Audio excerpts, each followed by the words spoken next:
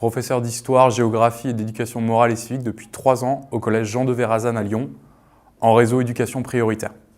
J'aime monter des projets et réfléchir à des façons innovantes d'enseigner, notamment par l'élaboration de projets.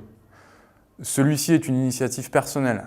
C'est au cours de l'été 2017 que j'ai envisagé d'intégrer l'éducation par la recherche dans mes pratiques par l'intermédiaire de Dominique Chevalier, ma directrice de thèse et maîtresse de conférences en géographie culturelle et urbaine à l'université Lyon-SP.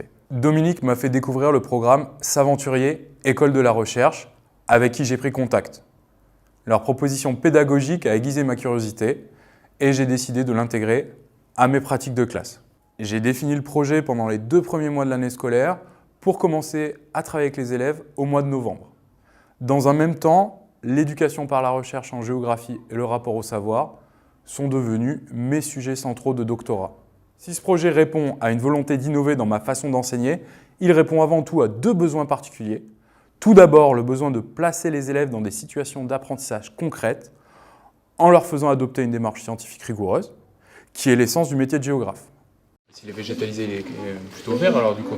Oui, du coup on pensait mettre des jolies plantes, par exemple des roses, enfin ça grimpe pas trop, mais des fleurs qui grimpent assez jolies. D'accord, mais alors on va partir maintenant que vous avez un peu défini votre projet, vous avez quelques idées comme ça, il faut qu'on applique notre démarche scientifique. Et la première étape, d'accord, c'est bien donc de définir cette problématique. Ensuite, le besoin de donner du sens aux apprentissages et de fédérer la classe autour d'un projet commun, que les élèves soient acteurs de leur travail en s'investissant. On pouvait apprendre, mais pas de la manière qu'on connaît. Par exemple, pas apprendre, on donne les leçons, on lit, on fait un contrôle. On pouvait apprendre en travaillant nous-mêmes tout seul, en étant aidés par des personnes. On pouvait apprendre aussi en travaillant en groupe. Du coup, on travaille en groupe et on s'aide. On peut apprendre en lisant. Et aussi, on peut apprendre quand on fait des erreurs. L'objectif est donc de maintenir une exigence de travail élevée par l'acquisition de savoir-faire et de connaissances signifiantes pour les élèves dans des situations engageantes. Je pars du principe que l'acquisition des connaissances est liée au plaisir d'apprendre, renforcée dans le cadre de la démarche de recherche scientifique par un rôle plus actif de l'élève dans une dynamique collaborative. L'idée du projet a donc été de mettre les élèves dans une posture de petits géographes. C'est moi qui ai défini le thème de travail, celui de la ville de demain. Un chapitre de géographie au programme de 6e qui a pour thème général la notion d'habiter. Les problématiques du programme s'articulent autour de l'identification des problèmes actuels de la ville, des défis qu'elle doit relever et ce à quoi elle pourrait ressembler.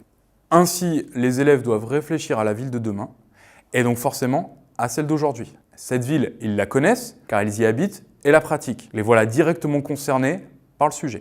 Ce qui va nous intéresser finalement, c'est peut-être d'être acteur de quelque chose dans cette démarche scientifique. Et moi, ce que je vous propose, c'est de vous mettre aussi dans la peau d'aménageurs du territoire. Et je vous propose, si vous aussi, vous aménagiez un espace urbain.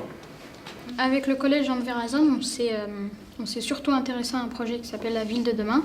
C'est pour améliorer les défauts qu'a la ville, et en particulier la place Ferber. L'aménagement, ça peut répondre aux besoins des habitants. Il y a une élève qui voulait faire un jardin zen. Ça peut répondre à un besoin de rester calme, puisque la place, en fait, il n'y a pas beaucoup d'espace de détente. En plus, il y a la route à côté.